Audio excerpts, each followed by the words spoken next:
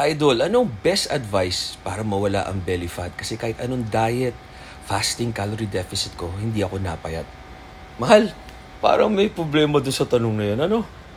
Parang di siya naka-calorie deficit.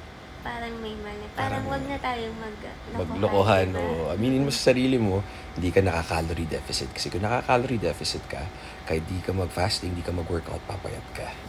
Kasi gusto mo lang naman pumayat, di mo naman sinabing gusto mo ka-abs, magka-sexy, maging sexy, ayaw mong sumikip yung balat mo, gusto mo lang mag-lose na weight.